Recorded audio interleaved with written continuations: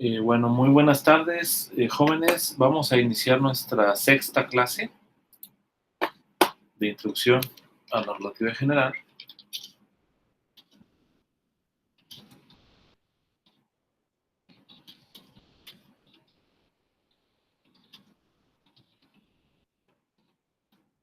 Y bueno, vamos a retomar lo que habíamos visto la vez pasada.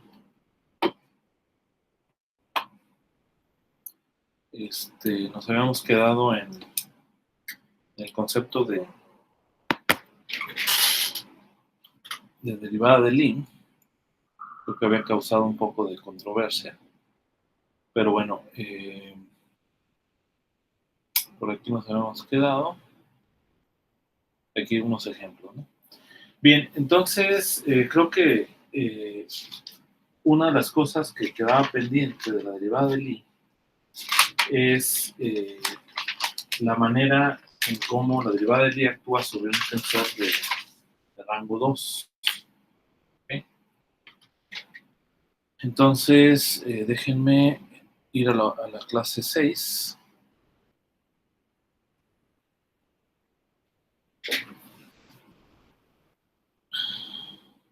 Entonces, digamos, recordar así brevemente, cuando tenemos aquí una variedad, y sobre la variedad yo tengo un campo vectorial, ¿vale?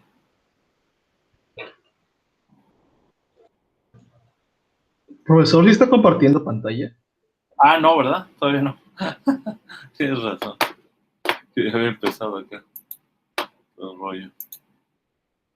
Perdón.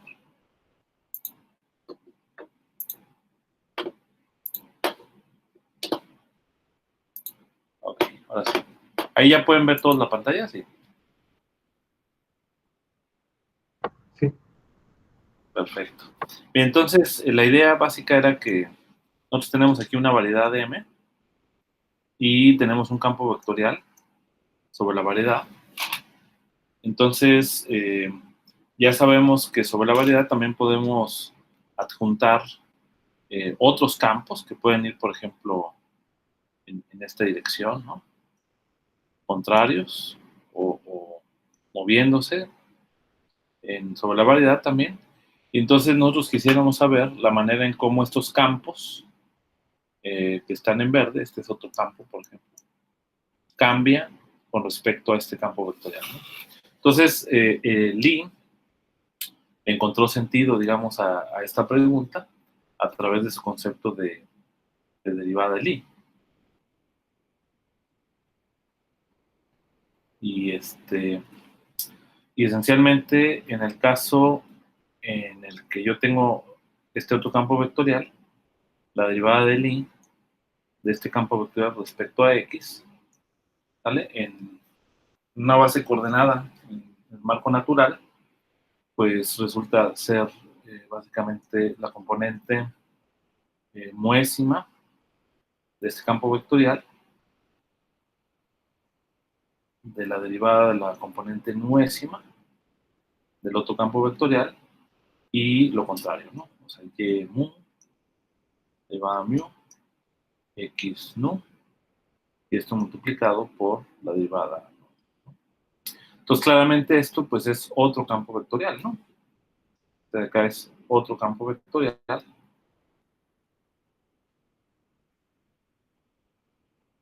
que pues no es ni uno ni el otro, entonces este otro campo vectorial se moverá, digamos, de alguna manera, ¿no? sobre la variedad.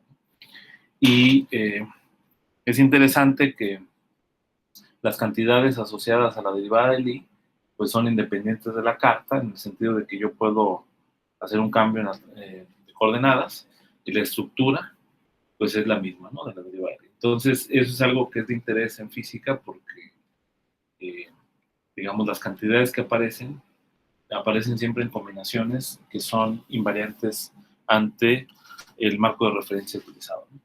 Y entonces, una de las cosas que nos había quedado pendiente era probar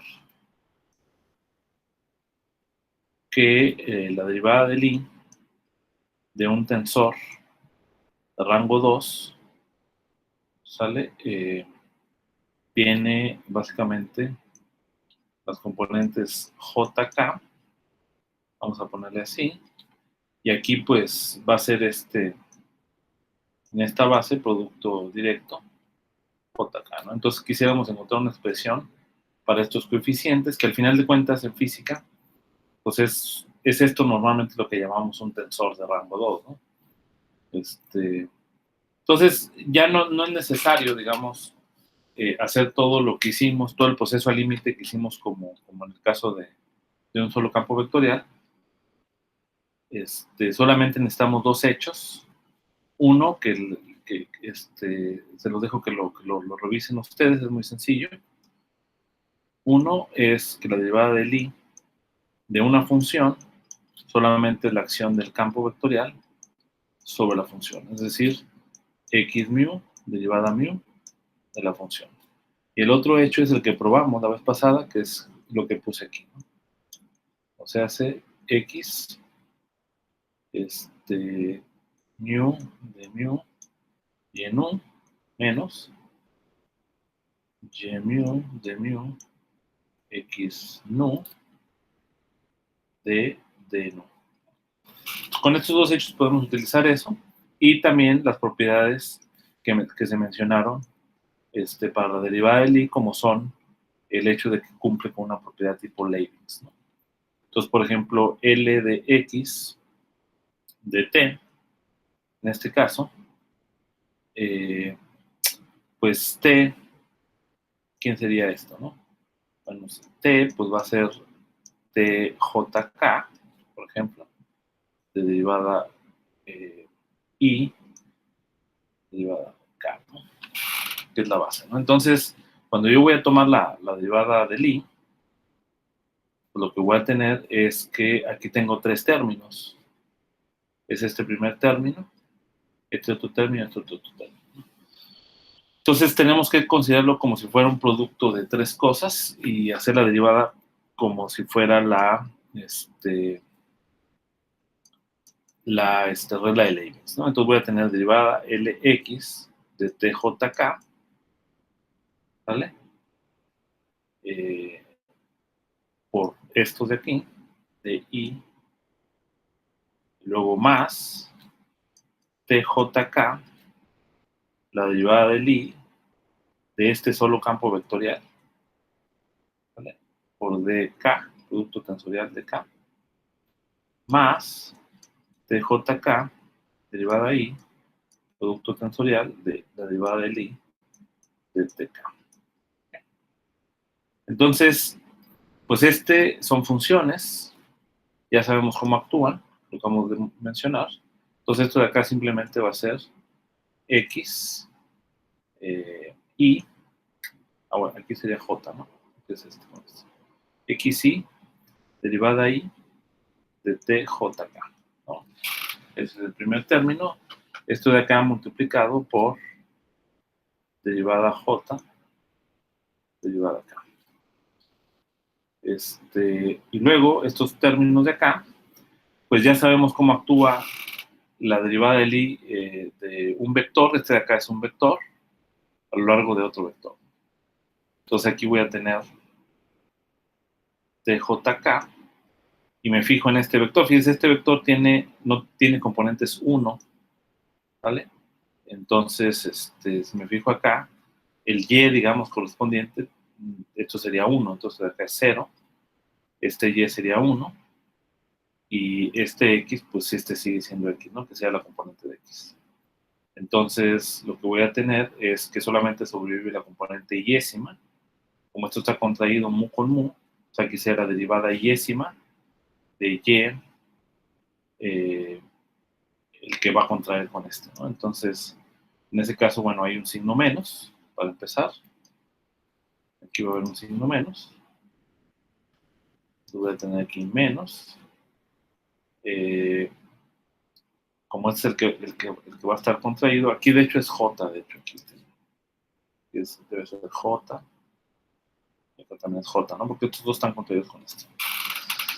Entonces, como dijimos, esto va a ser la derivada jésima de la componente. Vamos a agarrarle elésima de la derivada L. K. Y luego lo mismo para el otro caso, pero simplemente aquí va a ser la derivada késima, XL.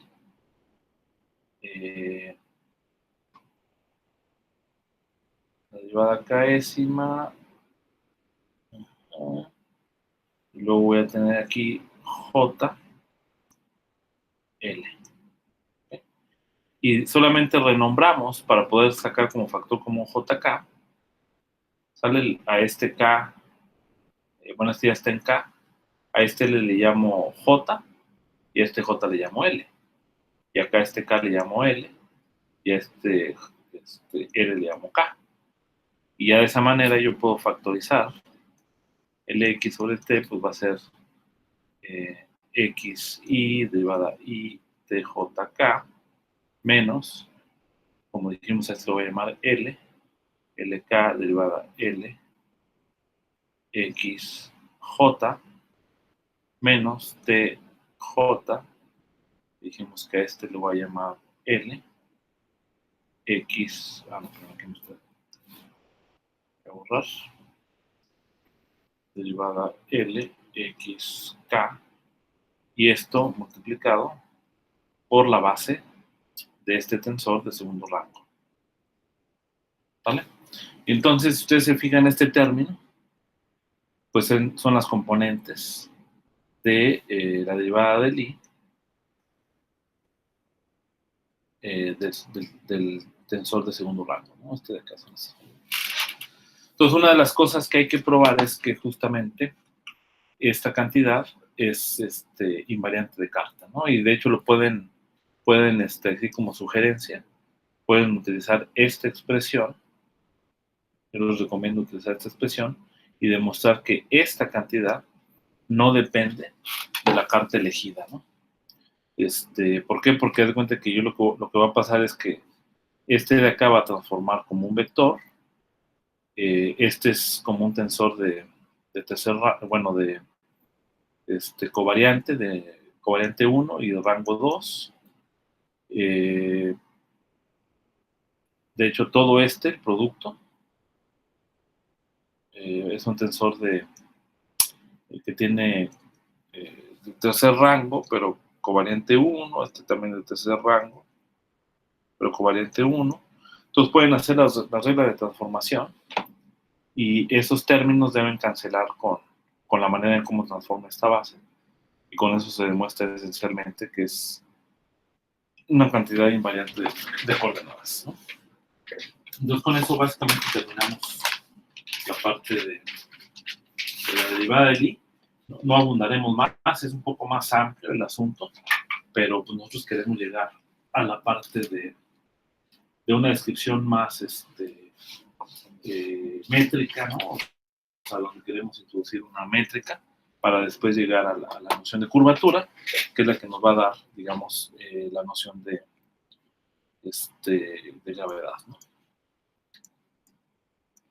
Bien, entonces... Profe, sí. Disculpe que le pida esto, pero ¿puede repetir otra vez? No me está quedando claro. ¿Qué cosa? Las cuentitas que está haciendo no me quedaron claras.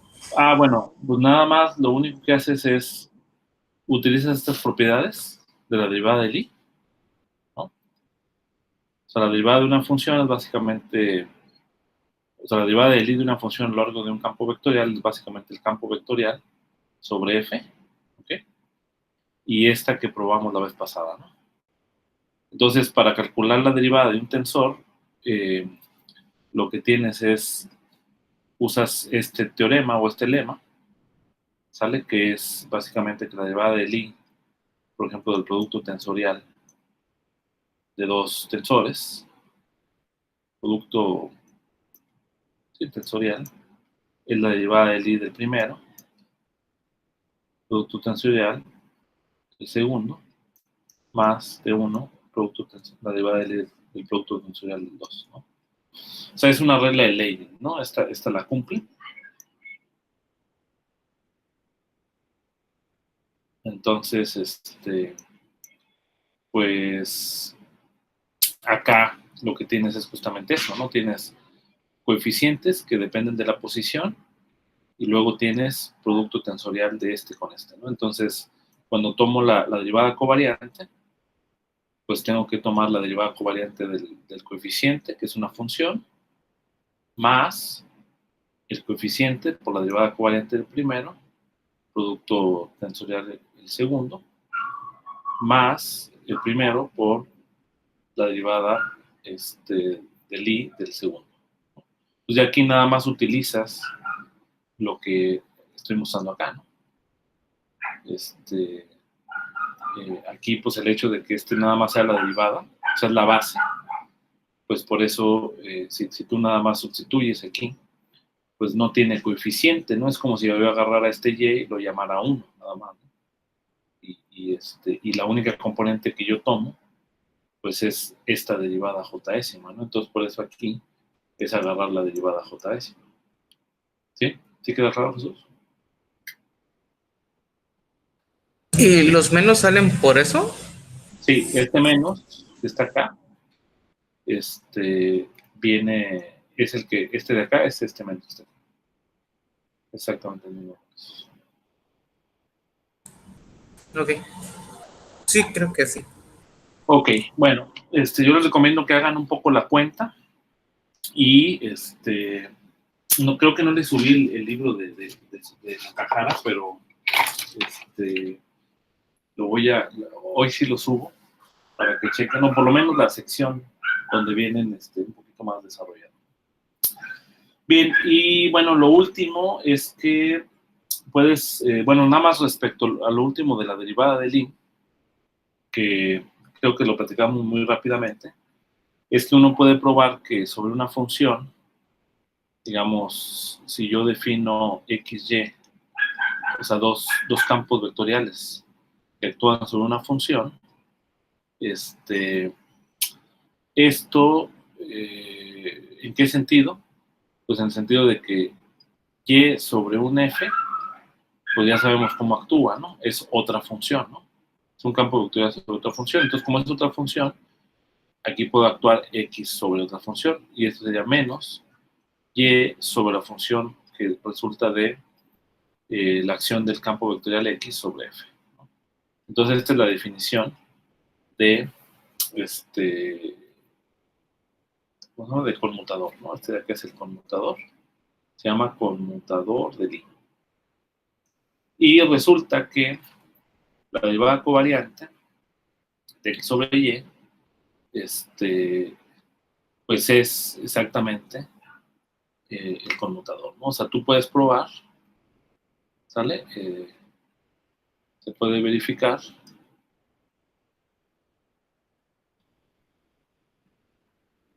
que, de acuerdo con esta definición, Lx de Y es igual al conmutador de X con Y, ¿sale? Y de hecho, como se ve aquí en la definición, es que X con Y cumple con la propiedad de menos Y con X, como en mecánica cuántica.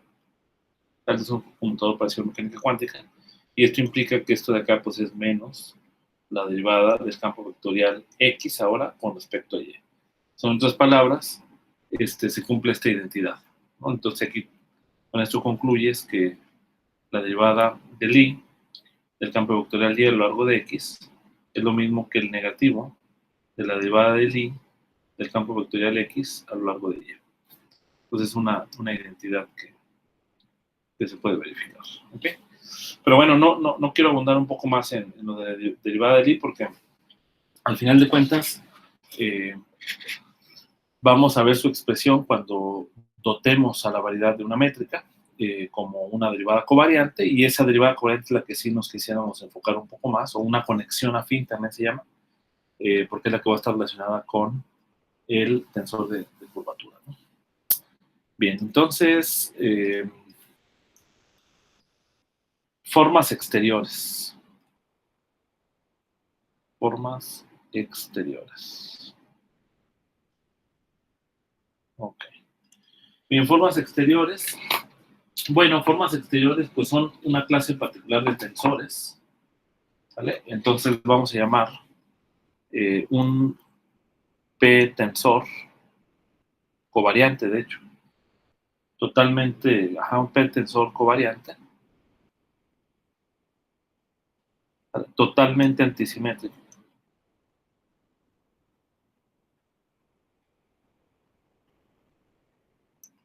¿vale?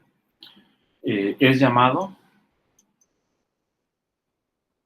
P-forma exterior.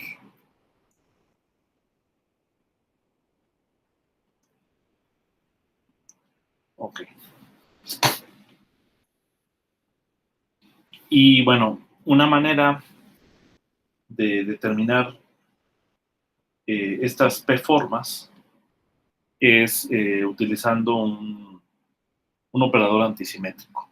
¿Okay? Entonces, por ejemplo, ya sabemos que, por ejemplo, una base de las formas de una forma, por ejemplo.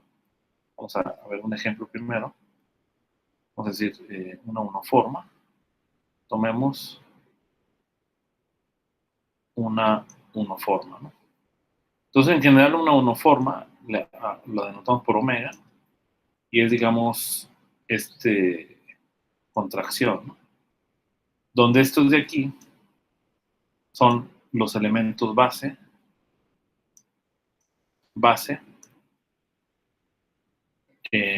del comarco natural del espacio tangente, ¿no? En algún punto P de la variedad, ¿no? Entonces, una cuestión que vimos es que si yo tengo dos tensores, yo puedo construir un tercero tomando producto directo, ¿no? O producto tensorial. Entonces, yo agarro Tx mu, cualquiera de estos elementos, yo puedo tomar el producto directo con dx mu, y este de acá, pues es una dos forma. Digo, perdón, no es una dos forma, sino es un dos tensor covariante.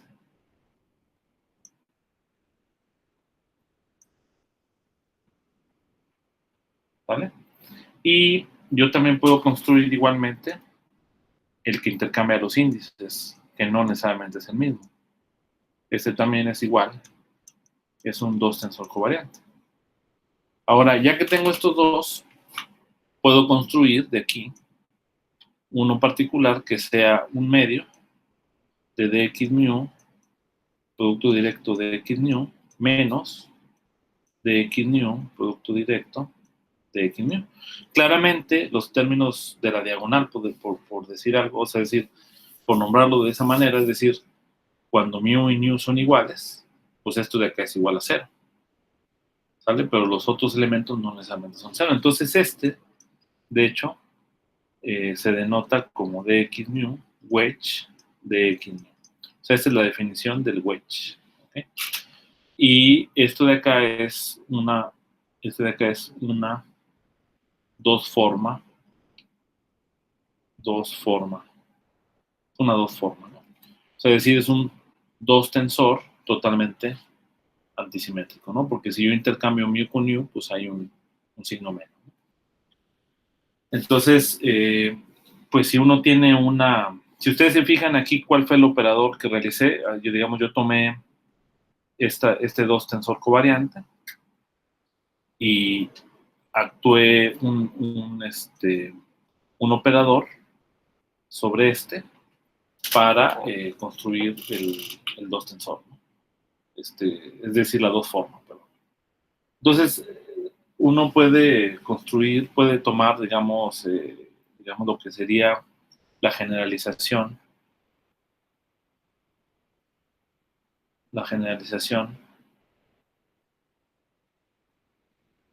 del tensor o del símbolo Levi-Civita que vimos en Electro, en este caso, ¿sale? Y con ese como operador para usarlo como operador antisimétrico. Entonces pues sería esencialmente, y yo tengo aquí el epsilon y 1 y 2 y 3, etcétera, así hasta IP.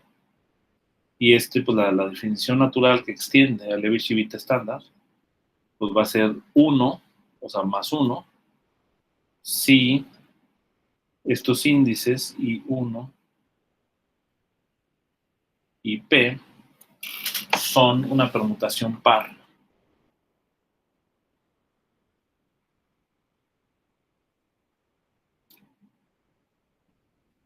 de los números 1, 2, hasta P. ¿Okay? Va a ser menos 1 si es una permutación impar.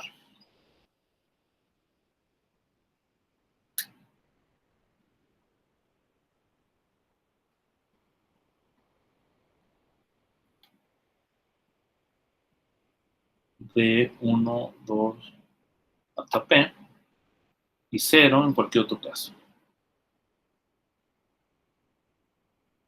Cualquier otro caso incluye los términos donde alguno de los dos índices se repite.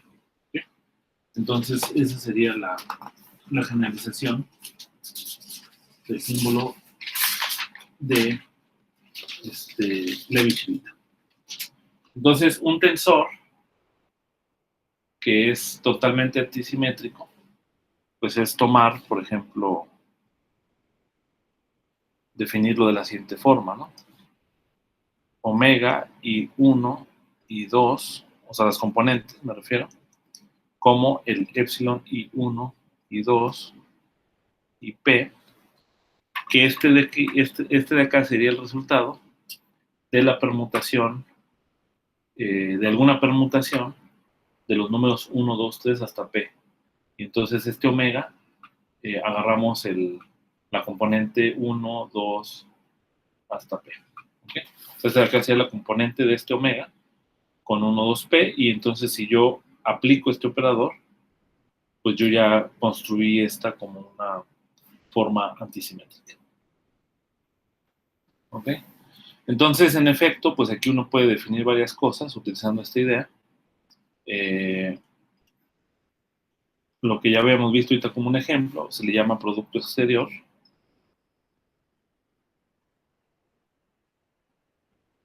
Que es el producto wedge. Básicamente el producto exterior de formas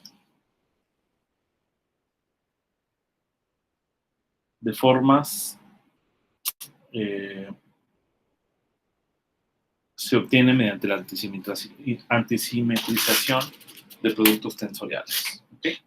Entonces digamos que las formas o los productos, sí, las formas antisimétricas son como, cuando uno lo ve en álgebra lineal, son las matrices antisimétricas. O sea, esos tensores, si lo ves como una matriz, pues sería una matriz que es antisimétrica.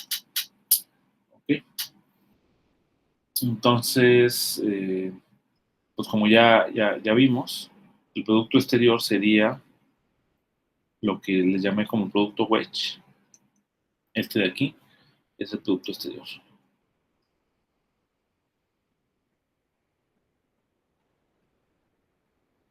Entonces, este de acá está definido como un medio de dxy, producto tensorial de xj, menos dxj, producto tensorial de xy. Y bueno, uno puede pegar otro, ¿no? También. O sea, puedes construir con el producto exterior, puedes construir pues todas las formas que tú quieras, ¿no? Por ejemplo, xy, wedge, xj, wedge, xk, ¿no? Y cumple con una propiedad de asociatividad. O sea, esto de acá es lo mismo que xy, xj, wedge, xk. ¿Okay? Entonces aquí puedes hacer Nada más no es conmutativo, ¿no? Claramente, porque de aquí se ve claramente que este de aquí es el negativo de XJ, XY. ¿Vale? Otra realización que puede tener el producto wedge, que lo pueden imaginar así, es como el producto vectorial. ¿Okay? Bien, entonces utilizando el producto wedge, pues tú puedes construir entonces en un marco natural, ¿vale? Entonces utilizando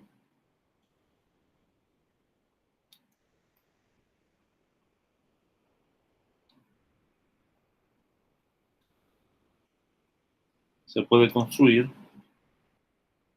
una P-forma, ¿no?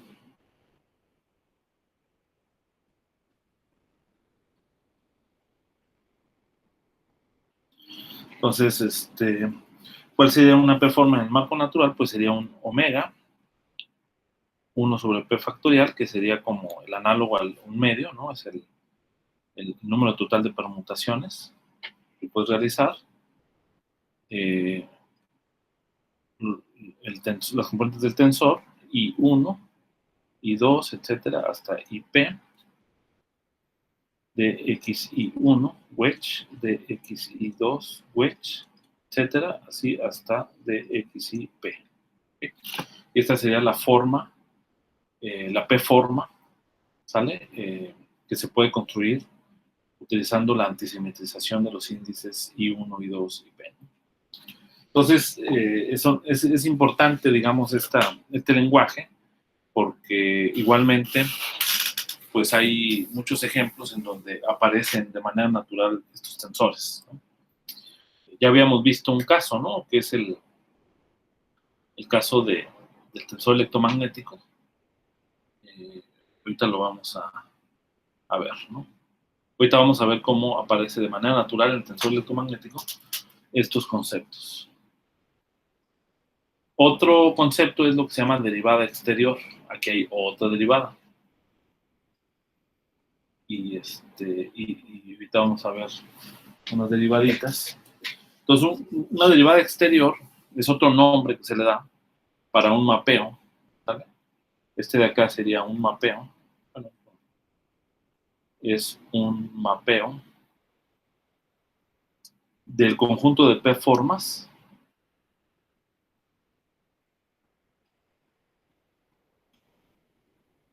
que lo vamos a denotar por omega P correspondiente a la variedad M al conjunto de P más 1 formas, ¿vale? Que es omega P más 1. ¿Y de qué manera se construye ese producto? Pues es en ese sentido que es como una derivación, porque se va a denotar simplemente como D, una D, que actúa sobre el conjunto de P formas y lo manda al conjunto de P más 1. ¿Okay? Entonces, si yo tomo una P forma en el marco natural, que está acá, entonces de omega, tomando una P forma, sería esta P forma.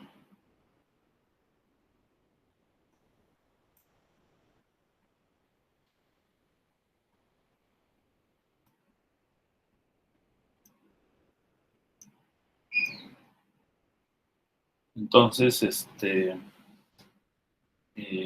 de omega va a ser 1 sobre P factorial, la derivada Jésima, lo voy a poner aquí, de omega, y 1, y 2, y P, y aquí simplemente le pegas, esta es la derivada del coeficiente básicamente, le pegas la Jésima componente base del espacio cotangente, la de XJ, wedge de XI1, de XI2, así wedge hasta 19 horas. de XIP, ¿no? Y esta pues ya es una, como pueden ver, esta de aquí es una P más 1 forma, ¿no? Ese de aquí ya pertenece al conjunto P más 1. ¿Okay? Como se puede apreciar. Bien, entonces aquí yo creo que vale la pena escribir un ejemplo conceptual de cómo es que de manera natural salen estos conceptos. Y es nuevamente el caso del campo electromagnético.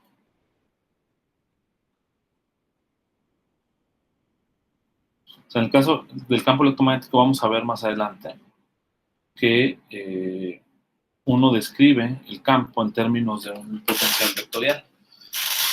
El potencial, en este caso, como hace referencia al espacio-tiempo de Minkowski, entonces es un cuadrivector o un cuadrivector covariante, ¿okay? Cuya componente cero, que es la que corresponde a la temporal, tiene que ver con el potencial escalar y las otras componentes, las componentes espaciales, tienen que ver con el campo vectorial, ¿no? Que está relacionado con el campo magnético. Entonces, este A o sea, el campo electromagnético lo puedes describir con una forma A mu de X nu, donde en este caso, perdón, aquí me estoy equivocando, es X mu, donde en este caso el mu toma los índices 0, 1, 2 y 3, ¿no? O sea, 0 para la componente temporal, 1, 2 y 3 para los componentes espaciales. Y una cantidad de interés es lo que sería la derivada exterior de esta unoforma, ¿vale? Esta es una unoforma. Entonces este de acá pertenece al espacio de las unoformas. ¿Okay? Entonces la derivada exterior, de acuerdo con su definición, simplemente es 1 sobre 2 de la derivada de mu, ¿ok? De A nu de X mu, wedge de X nu. ¿Okay? Y uno puede aprovecharse de la... No, perdón, aquí... no hay un medio porque aquí no hay ningún medio, ¿no? Pero al utilizar la antisimetrización, el hecho de que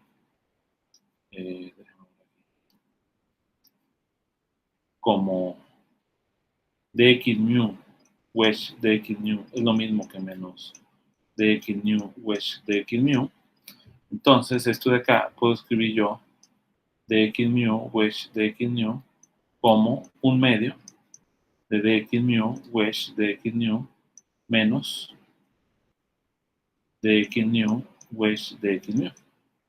Entonces esto de acá lo sustituyo de este lado. Entonces voy a poner aquí rojo, que dA es lo mismo que d mu a mu, 1 sobre 2 dx mu wedge dx mu menos dx mu wedge dx mu. Ahora, estos coeficientes los introduzco, los distribuyo en estos dos términos y luego hago el truco típico de, voy a tener un medio, de mu a nu, va a tener aquí dx mu menos de mu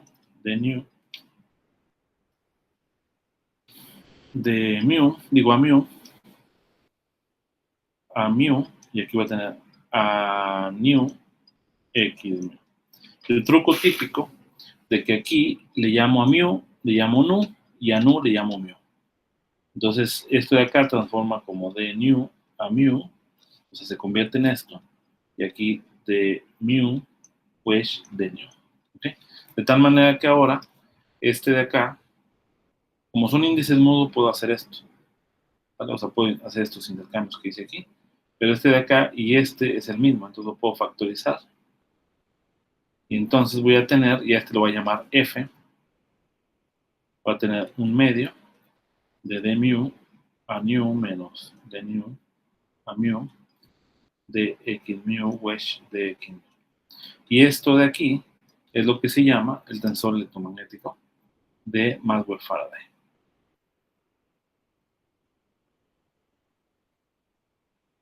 Este de acá es el tensor, ¿sí?, de intensidad de Maxwell-Faraday.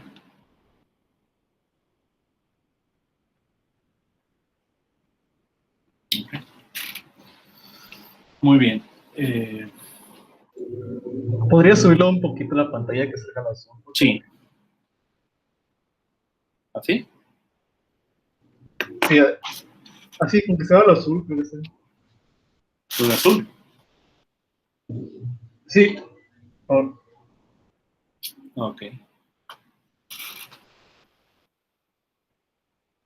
Bien. Entonces, este F es una dos forma, ¿vale? Y cuyas componentes pues, son este tensor FM1. Y este FM1 nos da básicamente las componentes del campo eléctrico y del campo magnético. Entonces, las ecuaciones de Maxwell en forma covariante, relativista, básicamente son una derivada de este F, una derivada, un cuadrivector, una derivada de cuatro componentes, digamos, espacio y tiempo, y esa derivada nos va a dar básicamente la corriente en forma relativista, y esa va a ser la forma covariante de, de las ecuaciones de Maxwell con fuentes, ¿no? Las ecuaciones sin Maxwell, las ecuaciones sin fuentes, perdón, de Maxwell, se obtienen esencialmente, o sea, digamos de aquí, déjenme lo escribo, aunque lo vamos a ver más adelante, pero vamos a tener, uno puede escribir esto como las ecuaciones, por ejemplo, de nu, f mu nu. Por aquí quizá alguna constante de unidades físicas, pero este de acá, en esencia, va a ser las ecuaciones, dos de las ecuaciones de Maxwell, con fuentes. Y las otras ecuaciones se obtienen de probar, que se puede probar por la antisimetría, la siguiente identidad de Bianchi, que se obtiene aquí nada más. Empiezas a rotar estos índices, se puede probar esa identidad también. Entonces, si esto lo pongo para acá, esto se recorre. Alfa mu más mu f nu alfa igual a 0. Este de acá se llaman identidades de Bianchi.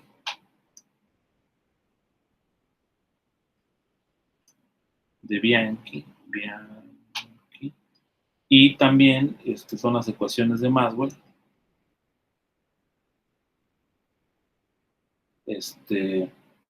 Sin fuentes. También estas son las mismas ecuaciones de Maxwell sin fuentes. ¿Vale? Y bueno, más ya en otro curso de geometría, ya uno propiamente de geometría, se puede ver que aquí hay más estructura todavía, porque, digamos, utilizando el concepto de variedad, se puede generalizar a otro concepto que se llama haz fibrado, donde también es una variedad, pero tiene como otra estructura, ¿no? Tiene un grupo de Lie asociado, tiene la noción de un espacio base, es un espacio, una variedad que localmente es el producto de dos variedades, y bueno, tiene una serie de propiedades que lo hacen particular, y resulta que cuando uno estudia la curvatura sobre esas variedades, uno puede identificar a tensores como este F, como un tensor de curvatura, pero para esa variedad. Entonces, esa es una descripción geométrica del electromagnetismo. Sí, pero bueno, eso no lo vamos a revisar ahorita. Bien, entonces, otro concepto que puede ser útil es el concepto de forma cerrada. ¿Ok? Básicamente una forma cerrada va a ser alfa, es una P-forma, ¿vale? Es una alfa perteneciente al espacio de P-formas, es cerrada, si T alfa es igual a 0. ¿Okay? Esa es la característica de las P-formas cerradas. Y otra definición es forma exacta. Entonces aquí voy a tener alfa, una alfa que pertenece al espacio de P formas, es exacta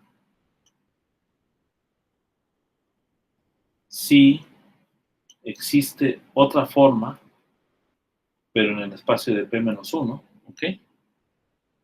Tal que alfa es igual a D beta, ¿ok? Donde D, como dijimos, es la derivada exterior. ¿Vale? Entonces, acuérdate que la derivada exterior va de un espacio de formas al espacio de formas con una más, ¿no? O sea, es decir, de gamma P-1 va al espacio de gamma P. Entonces, esta D beta, pues, pertenece a gamma P. Entonces, alfa es exacta si yo puedo encontrar una beta que pertenece a este espacio tal que la derivada es igual a alfa. Por ejemplo, en el caso de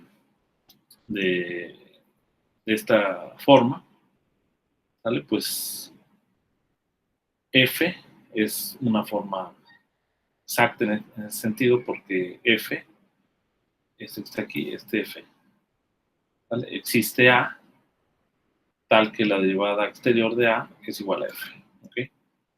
Ese es entonces F es una forma exacta en ese sentido. Y bueno, una consecuencia inmediata es que si yo tengo una forma exacta, pues es una forma cerrada. ¿Okay? Una forma exacta, una consecuencia inmediata, que es inmediata de verlo.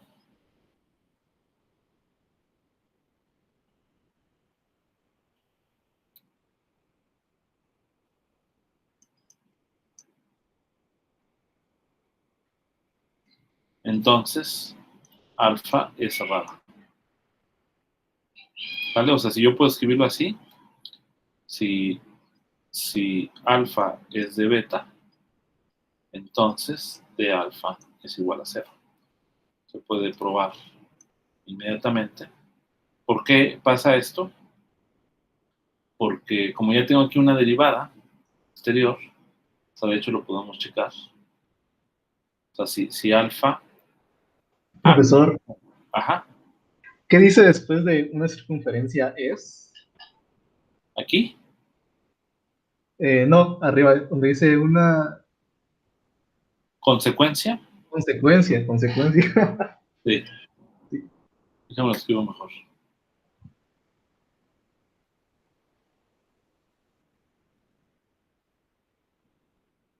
Ok, una consecuencia es que si alfa es exacta, entonces alfa es cerrada. Entonces, el ejemplo es inmediato con el caso anterior.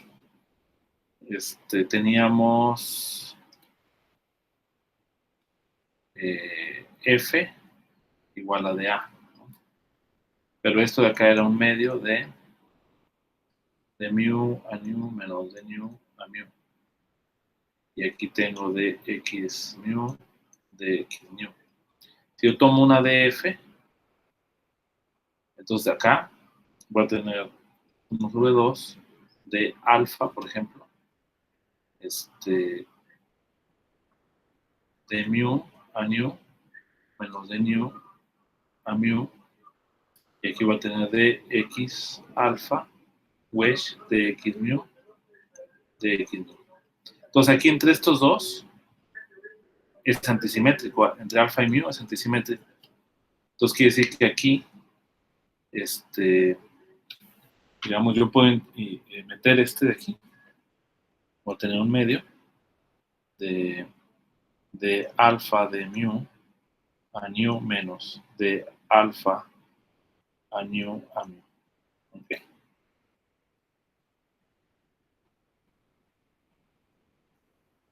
Entonces, estos dos aquí son simétricos, porque son las derivadas, ¿no? Esta es una función continua, segunda vez es derivable, bla, bla, bla. Entonces aquí esto de aquí conmutan. Pero estos anticonmutan. Entonces, como este conmuta y este anticonmutan, este primer término pum, se va a hacer. ¿Vale? O sea, cuando lo hago con el producto con este. Y aquí, alfa nu, pues yo puedo escribir este término equivalentemente como dx nu wedge dx alfa wedge dx mu. Y aquí estos dos conmutan y estos, digo, anticonmutan y estos conmutan. Entonces esto de acá se va a hacer. Entonces es un ejemplo de que si yo tengo una forma exacta, una forma exacta. Profe, Ajá. ¿por qué era cero el primero, perdón? Porque este de acá anticonmuta y este conmuta. ¿Vale? O sea, es básicamente la razón es esta, fíjate. Si yo tengo una matriz que es antisimétrica y tengo una matriz que es simétrica, ¿sale? Entonces esto yo lo puedo escribir, como esta es simétrica, pues yo lo puedo escribir así, ¿no? SJI. Bueno, me refería a las parciales, perdón. O No, es también... es que lo que se hace cero es el producto de este con este. ¿Vale? Y la razón es lo que estoy explicando acá. Ok. ¿Sí? ¿Sí, sí? Ok. Perfecto. Bien, entonces, ahora, una pregunta matemática, de hecho, una pregunta natural, matemática, una pregunta matemática, es si la conversa o el recíproco también es válido. Es si el recíproco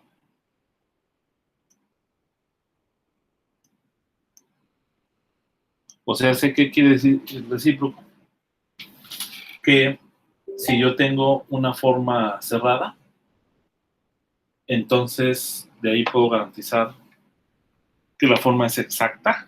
O sea esa es la pregunta, ¿no? O sea, del otro lado es inmediato, ¿no? O sea, es decir, si es exacta, entonces es cerrada, ¿no? Así, pero el recíproco es decir, si D alfa es igual a 0, la pregunta es si esto implica la existencia de un beta tal que alfa se escribe como D beta.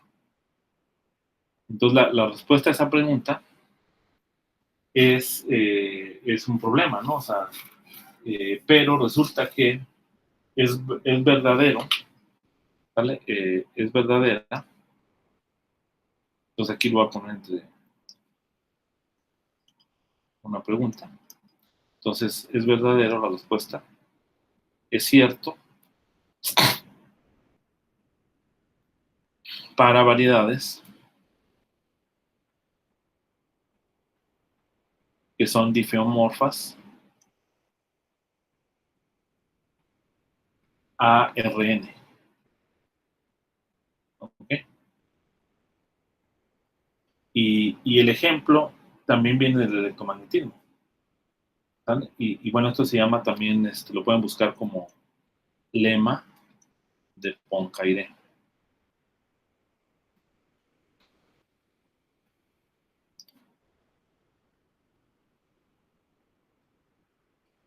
¿Okay?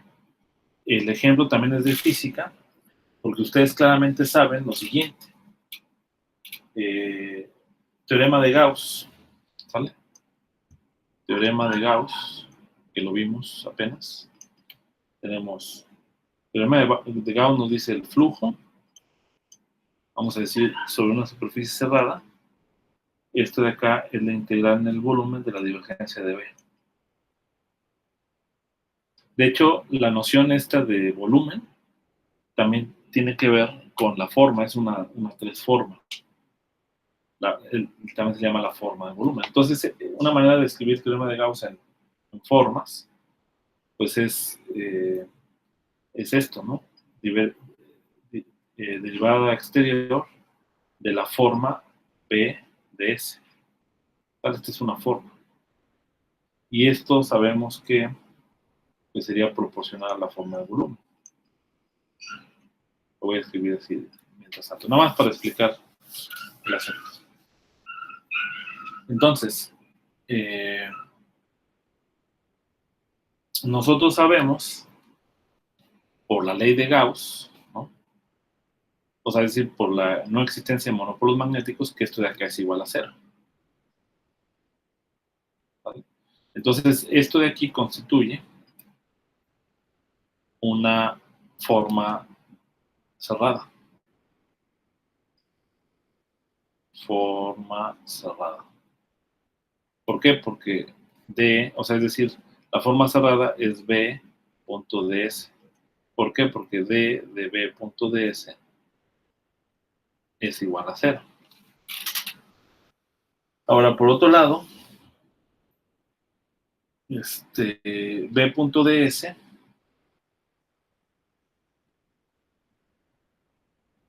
es el rotacional de A, ¿vale? Punto ds, donde A es el potencial vectorial, porque sabemos que B, como divergencia de B es igual a 0, entonces B lo puedes escribir como el rotacional de un campo vectorial, hasta una constante. ¿Okay? Entonces yo puedo escribir de esta manera, y esto, por Stokes, es lo mismo que el diferencial de A punto de X. Y esta es otra diferencial, ¿no? Es otra forma, pues. ¿Vale? Es justamente la unoforma del campo vectorial, del campo electromagnético. Bueno, la componente espacial, ¿no? Entonces, ¿qué estoy diciendo? Que mientras yo garantice que B lo puedo escribir como rotacional de A, entonces quiere decir que esta forma cerrada implica esta forma exacta, ¿no? Porque estoy escribiendo esta forma como la derivada exterior de otra forma. Y bueno, esto se generaliza para cuando tienes variedades que no necesariamente son difiomorfas al espacio euclidiano, pero pues necesitas condiciones especiales, ¿no? Y esto lo hizo un matemático de apellido de Ram, ¿no? Entonces, ahí dejamos esta parte. Muy bien, ahora,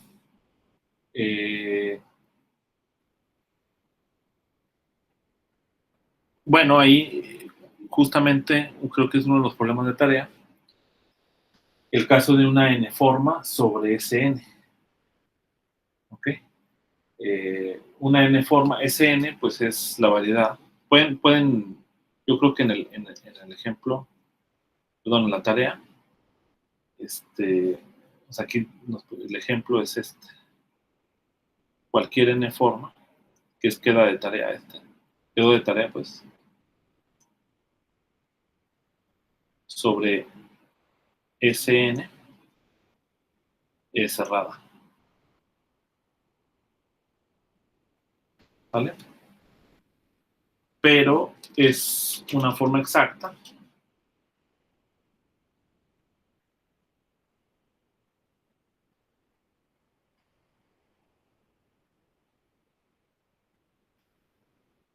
si su integral se hace 0, ¿no?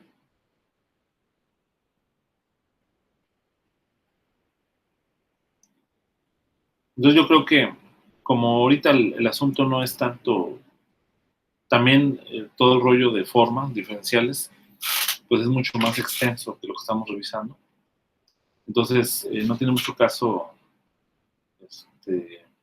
hacerlo con toda la formalidad, con todos los detalles, porque necesitaríamos más elementos, pero pueden considerar en la tarea el caso de S2, ¿no? De la esfera 2, considera una 2 forma. Entonces, básicamente lo que nos dice esto es de que si yo tengo la integral esencialmente o sea, si su integral de la P forma o de la N forma, más bien,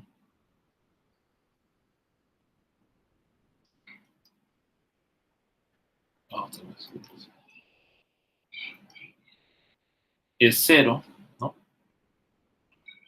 Entonces dice, es cerrada, pero es una forma exacta si su integral se hace 0.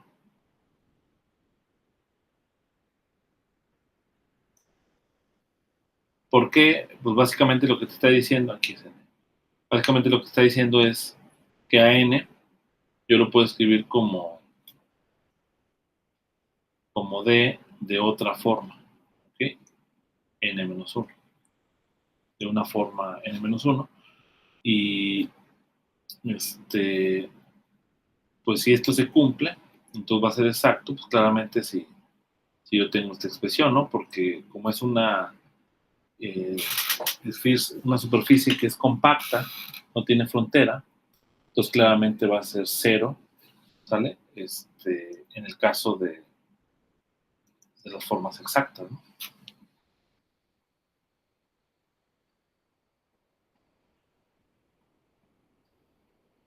Y bueno, la otra es que como esta n denota la dimensión del espacio, la n forma, en cierta forma, pues es la forma de volumen de la variedad, ¿no? Entonces, por eso también aquí va a ser una constante, ¿no? Entonces, esta d, alfa n, va a ser 0. Entonces, les recomiendo para este problema en particular que chequen el libro de Nakahara. Es un ejercicio ahí resuelto. Nakahara, de Geometry and Topology. Y si no lo tienen para el miércoles, lo voy a traer yo resuelto el miércoles, para que no tengan problema. Ok. Bien, entonces, el otro, vamos a ver cómo andamos de tiempo. Andamos bien. El otro concepto es producto interior.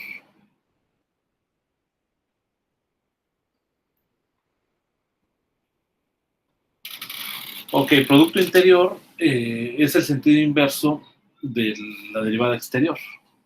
Ok. O sea, es decir, es un mapeo, ¿sí? El producto interior de una P-forma con campo vectorial X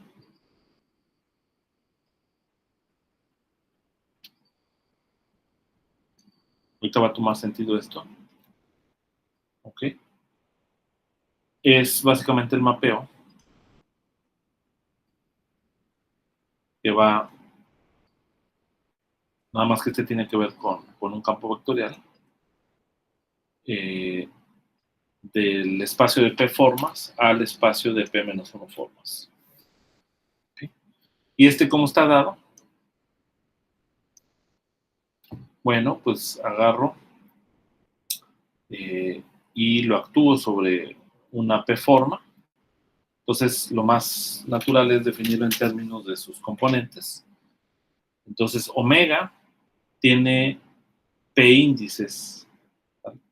Entonces, lo que le hace el IX sobre omega es quitarle un índice, básicamente. Entonces, aquí yo tenía I1, I2, vamos a decir que le quito el último, el P. ¿Y esto cómo lo hago para quitárselo? Es una contracción, básicamente. Esto va a ser P-1 factorial, que tiene que ver con una cuestión de combinatoria. Agarro el campo vectorial, por eso hace referencia al campo vectorial X, y contraigo ese campo vectorial con el último índice de la forma P, ¿no? Entonces,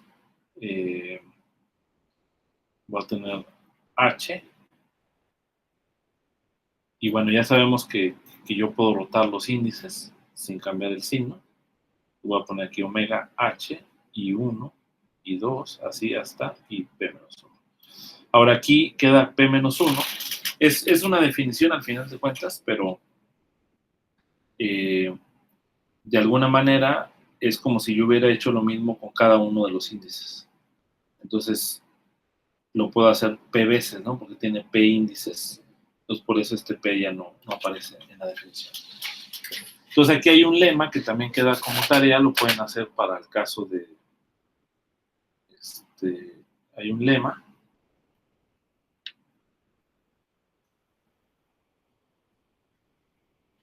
Y el lema básicamente es que la derivada del I sobre una forma, ¿vale? La derivada del I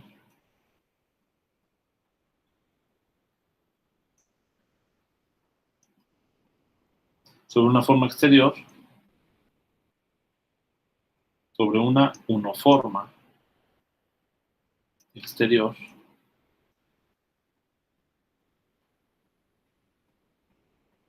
con respecto a X,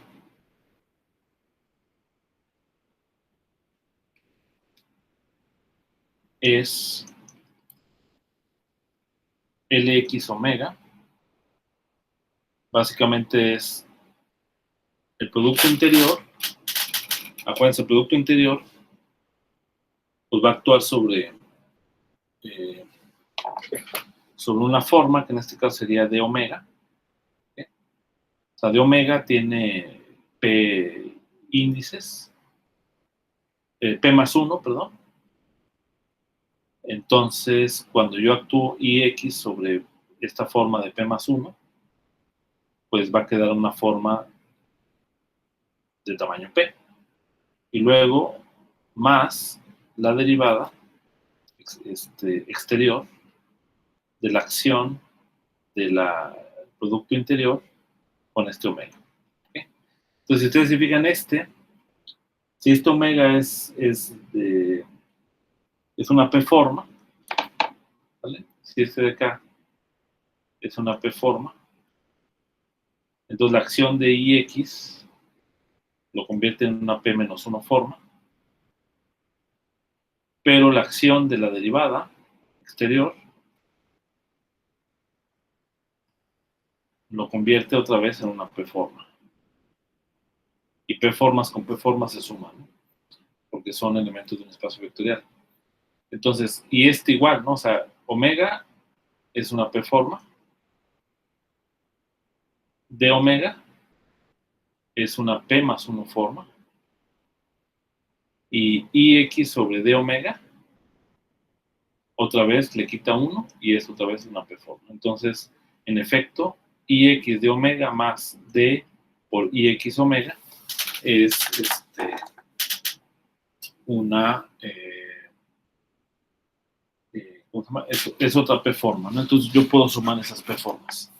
Entonces, de alguna manera, lo que me está diciendo la derivada del I es que pues yo lo puedo descomponer cuando lo actúo sobre una P forma como el producto interior I por la derivada covariante más D por I. Entonces yo podría eliminar, digamos, la omega y escribir simplemente X como IX D más D y X, ¿no? Como operadores, ¿no? Entonces es una identidad interesante. Bien, entonces creo que por ahí hay un problema también de tarea en donde toman el caso de una dos forma o una forma y encuentra la expresión, por lo menos, de estas dos cantidades para verificarlo por un lado y por otro lado. Entonces, por este lado, pues ya es muy sencillo verlo, ¿no? Porque, pues digamos, si omega es una unoforma, simplemente es esto. Y ya saben simplemente cómo actuar, ¿no? O sea, aquí, por ejemplo, de omega, pues va a ser, bueno, estamos utilizando índices latinos. Entonces aquí voy a tener I, voy a tener dk, omega I, dxk, wedge dxi. Y luego, si yo actúo el ix de omega sobre esto, pues ya sé que esto de acá me va a eliminar uno de estos, wedge, pero quizá lo más conveniente es escribir esto como 1 sobre 2 de x omega i menos di omega k de xk de xi, como ya habíamos visto hace un momento. Entonces, al actuar pues me elimino uno de ellos, me elimino este 2 también, y quedaría dk omega i menos i omega k, actuando sobre xk, ¿no? De xi. ¿no? Entonces queda otra vez una monoforma, ¿no? Como es lo que habíamos visto. Y luego hacer lo mismo, pero ahora con D y X omega, ¿no? Entonces aquí voy a tener D de IX omega, pues es simplemente XK omega K. Entonces aquí tomo la derivada exterior de esta cantidad y esto pues va a ser, esto es una función ya, entonces simplemente va a ser la derivada iésima XK omega K de XI. Entonces ahora nada más hay que sumar acá y aquí utilizo ahora sí la derivada estándar de Lee, digo de Leibniz, o sea, la propiedad estándar de Leibniz. Voy a tener derivada I XK omega K más XK derivada I omega K. Y si ustedes se fijan aquí, cuando yo sumo estos dos términos, este término que tiene XK con la derivada I omega K va a cancelar. ¿Vale? Porque cuando lo sume, me va a quedar solamente este término junto con este término. Entonces, el resultado, bueno, más bien, esta cantidad, déjenme borrar, esta cantidad que estoy poniendo aquí, que es IX de omega más derivada exterior de IX omega, esto resulta ser, dijimos, este primer término sería XK derivada K omega I, y luego este segundo término con esto, ¿no? Porque ya vimos que este cancela, ¿no? Entonces sería más derivada I,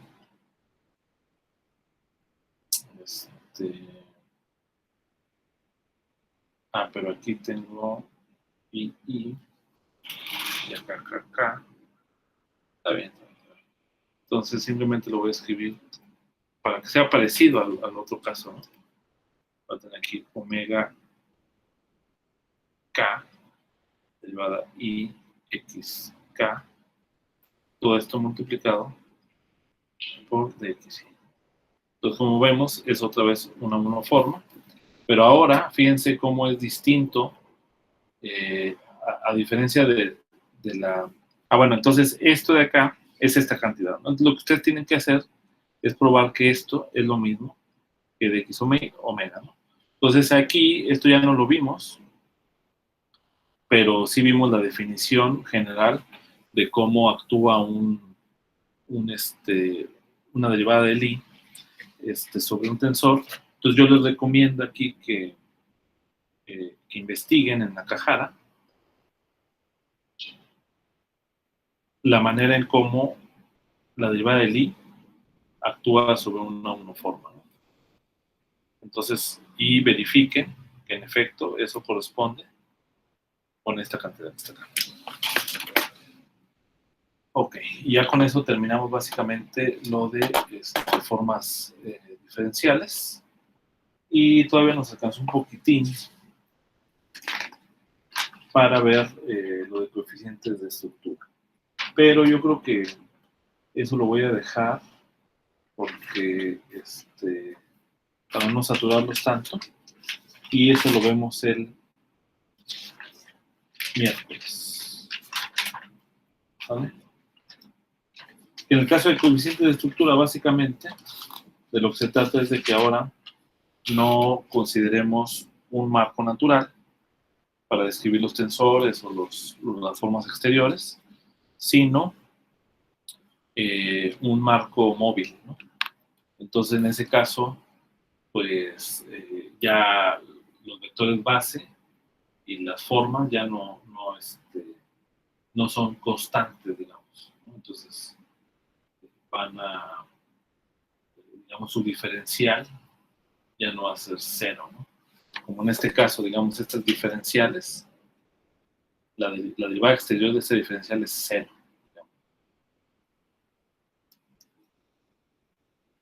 ¿Alguna pregunta?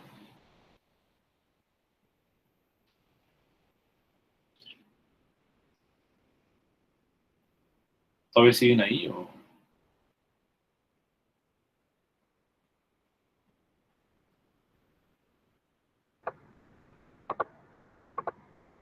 Sí, todavía. Pero Ok. creo que solo dos. Ujú. Bueno, pues yo creo que vamos a la serie de preguntas. No sé si comenzamos primero con... Voy a dejar de presentar. Con Abraham.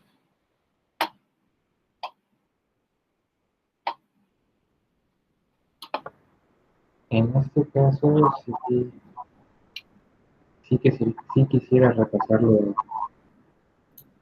otra vez, lo que habíamos visto, porque siento que vimos lo que habíamos visto, pero de manera más natural. Ok. Lo que pudiera comentar es que cuando me puso el ejemplo del campo electromagnético, Sí. pues, como he dicho, me parece interesante cómo es que toda esta parte bastante abstracta se puede aplicar al campo electromagnético y pues que cumpla, que sea cumpla esas reglas. Ok. Muy bien. Jesús. Ah, ¿qué le puedo decir? Sinceramente, esta parte de la clase no me ha quedado del todo claro. Tengo más dudas, pero no estoy seguro de cómo preguntarla. Quizás sea por la cantidad de definiciones de la derivada exterior y las demás cosas que estamos viendo, o quizás por el ruido que tengo porque vinieron a visitar, pero no, simplemente no estoy logrando conectar o entender completamente lo que estamos viendo. Sí, sí, sí. No, es completamente natural. Si le soy sincero, me siento como hasta cierto punto frustrado, creo, entonces. No, pues está bien, porque significa que la idea es sembrar la duda. Y en este caso, pues simplemente la cuestión es que se está manifestando confusión, ¿no? Ese es el punto. Ahora, lo que hay que tener claro es lo siguiente, o sea, porque es un nivel de abstracción, ¿no?, que estamos desarrollando. Entonces, siempre hay que tener claro, en el fondo de toda esta descripción, el concepto de variedad diferenciable, ¿no? O sea, es decir, tenerlo ahí presente y bueno, en algunos casos puede ser útil esta noción, digamos, intuitiva que desarrollamos normalmente en física, ¿no? Es decir, pensarla como pues un espacio donde ocurren las cosas, ¿no? Una variedad, una superficie, por ejemplo, o simplemente el espacio R3, ¿no? Ahora, ir al ejemplo más sencillo, ¿no? Decir, pues en estos espacios, por ejemplo en R3, cuando estudiamos mecánica clásica, aparecen de forma natural los tensores, ¿ok? En distintas descripciones, ¿no? Por ejemplo, si yo quiero estudiar el movimiento de un fluido que se mueve en el espacio, pues ahí, por ejemplo, aparece lo que se llama el tensor de esfuerzos, ¿ok? Entonces, si yo conozco el tensor de esfuerzos, pues yo sé la manera en la cual están distribuidos los esfuerzos sobre el cuerpo y puedo saber si, por ejemplo, hay una sección de corte o en qué dirección va a haber mayor resistencia o menor resistencia si yo roto el cuerpo, etcétera, ¿no? Entonces, digamos, los tensores en física en general aparecen por doquier, ¿vale? El punto fundamental es que pues el tensor es un concepto geométrico, ¿no?, y está asociado al espacio en donde, digamos, al espacio que tú estás utilizando como medio, digamos, para describir los fenómenos físicos. Entonces, digamos, mientras tú tengas un espacio geométrico, una variedad diferenciable en este caso, pues tú vas a tener tensores ahí, ¿no? Lo más básico es el campo vectorial, ¿no? Después, un tensor de segundo rango, contravariante, por ejemplo, ¿no? O un tensor de segundo rango covariante. Pero resulta que también puedes construir tensores contravariantes, ¿ok? Y el ejemplo paradigmático, pues, es el tensor de intensidad de Maxwell, ¿no? Es un tensor covariante de segundo orden, ¿no? Entonces,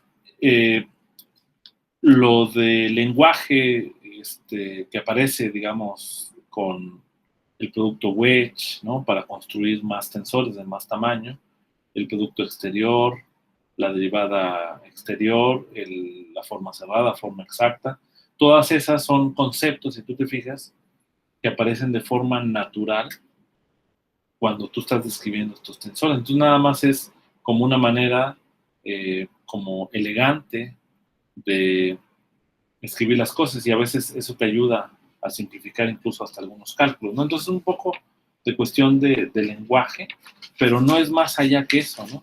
Al final de cuentas, ¿sale? O sea, si tú te fijas la derivada exterior, pues al final de cuentas es una derivada ordinaria sobre las componentes del tensor o de la forma, ¿no? En cuestión, ¿no? En este caso las formas.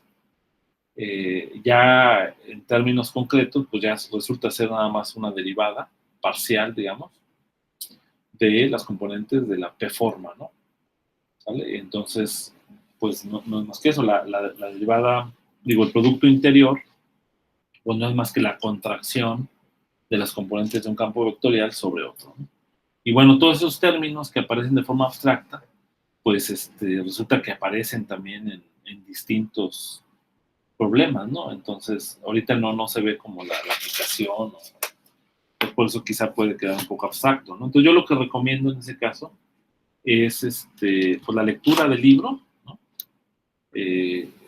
Ahí puede quedar mucho más claro el libro de Yvonne Choquet-Bruhat, y si quieren abundar, ¿no? Porque, como ya dijimos, este repaso que hace, pues es muy escueto, pues, o sea, no se mete con los detalles y digamos, incluso ni siquiera definió o sea, no obtiene, por ejemplo, la derivada del I de una forma, ¿no? En principio ustedes la pueden obtener utilizando, ahora en vez del mapeo diferenciable, utilizar el pullback, ¿sale? Pero por eso yo les remito al libro de Nakahara, que ahí sí viene desarrollado. Entonces, digamos, es muy escueto, pero es comprensible porque de otra manera no podríamos llegar a los temas que más son de relevancia. En donde van a quedar puedo, claros. Ajá. Quiero decir una cosita. Me pareció curioso que el producto wedge sea denotado de la misma manera como nosotros en geometría denotamos al producto cruz. No sé si hay alguna relación. Sí, lo que pasa es que el producto cruz también es un producto antisimétrico. Entonces, igualmente, por eso se denota, por el wedge. No, porque tiene esta propiedad de antisimetría. Entonces, pero bueno, lo del producto wedge en el producto cruz, pues en algunos libros, no en todos los libros se denota así. Y en efecto, no sé si, o sea, en realidad el tensor, perdón, ¿cómo se dice? Por ejemplo, el rotacional,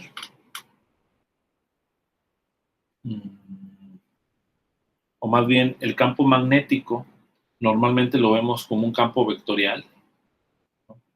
Pero utilizando este lenguaje, al final es un tensor, ¿no? Es un tensor de tensor covariante de segundo rango, que digamos que se expresa en términos de sus componentes, pero con el epsilon y jk, ¿vale? O sea, en realidad el campo magnético pues normalmente lo vemos así como un vector, ¿no? Con 3 componentes, pero en realidad la forma correcta de verlo, o sea, desde el punto de vista geométrico, es escribirlo como, es tratar el campo que estaría dado por epsilon i jk con el bk contraído con k. ¿Okay? Entonces, ese en realidad es el campo magnético desde el punto de vista geométrico. Ok, creo que ya se lo sacó el internet a Jesús, ¿Abraham? Creo que sí. Entonces, pues yo creo que aquí ya terminamos y pues el miércoles retomamos. Yo creo que el miércoles avanzamos muy rápidamente con los coeficientes de estructura y ya volvió. Y ya vamos a comenzar con la parte de la métrica, ¿no? Yo creo que esa parte va a tardar un montón, espero. Profesor, Sí, entonces el último tema lo veríamos el miércoles. sí, y entonces la tarea sería para el viernes. Ya. ¿Ok? Ujú. Entonces, pues les digo, les recomiendo que lean el libro. Ahí quedan, pues van a quedar cosas más claras, ¿no? Vale. Ese es el Nakahara, ¿verdad? Bueno, lo que les decía es que el libro que subí ahí en el Edúcate es el de Ivonne Choquet Brujat. Entonces, ese libro viene en forma resumida, ¿no? Pero es lo que necesitamos nosotros para poder llegar a los temas de relatividad. Y en el Nakahara viene de manera más desarrollada. Entonces, si quieren verlo de manera más desarrollada, pues tendrían que ir al Nakahara. Si se quieren meter más en más detalles, ¿no? Pero digo, eso al final de cuentas, quisiéramos tener nada más como una noción así, no tan profunda sobre el uso de la geometría diferencial. Entonces yo por eso digo, es suficiente con el libro de Ivonne Choquet Brujat.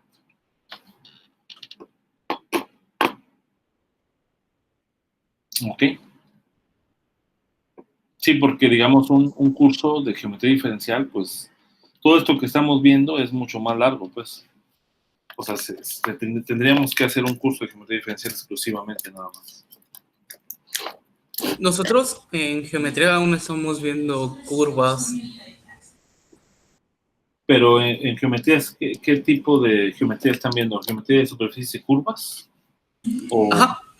Sí, es que es distinta. O sea, es la misma geometría, pero esa geometría que están viendo es lo que es la geometría diferencial, es la primera geometría diferencial que se tiene que ver, que es geometría de superficies y curvas, justamente, en el espacio, ¿no? Supongo.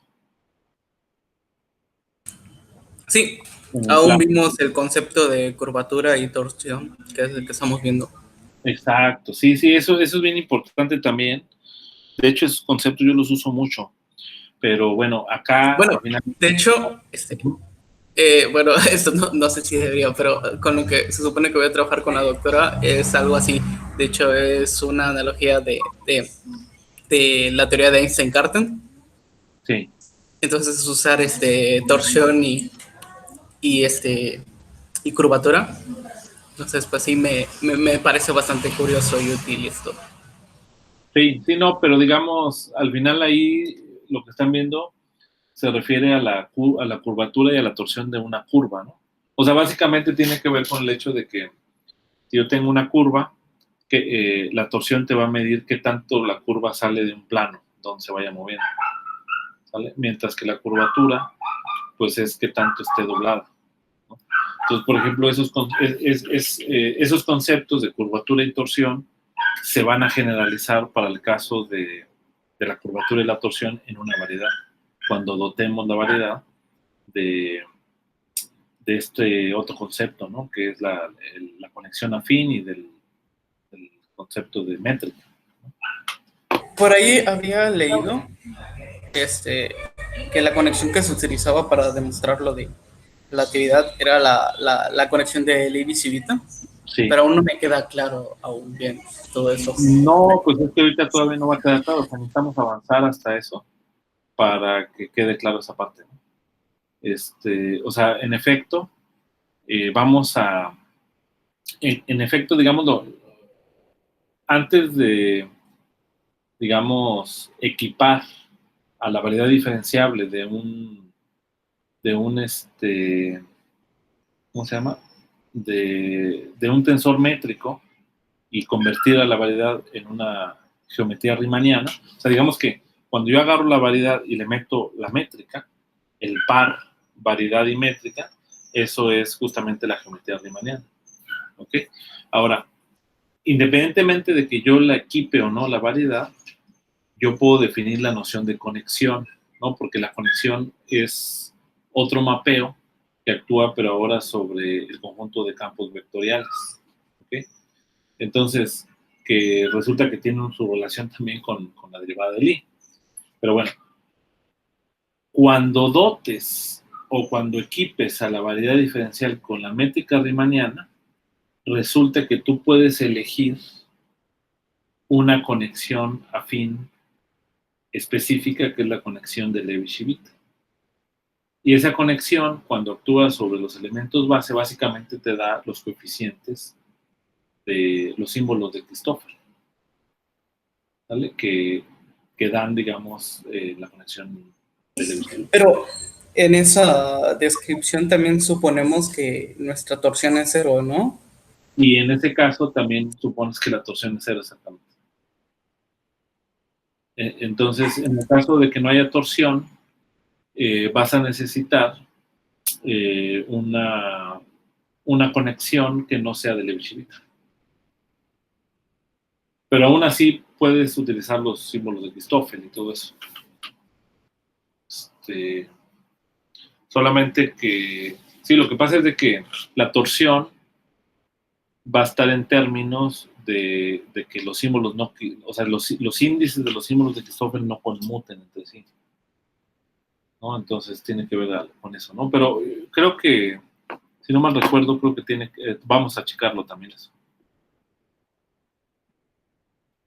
Vale, me parece bien. Entonces yo creo que habría que repasar esto otra vez. Sí, yo creo que lean, por lo menos, que tengan así la idea general y traten de hacer los problemas. Y yo con eso va a ser suficiente para entender esta parte, ¿no?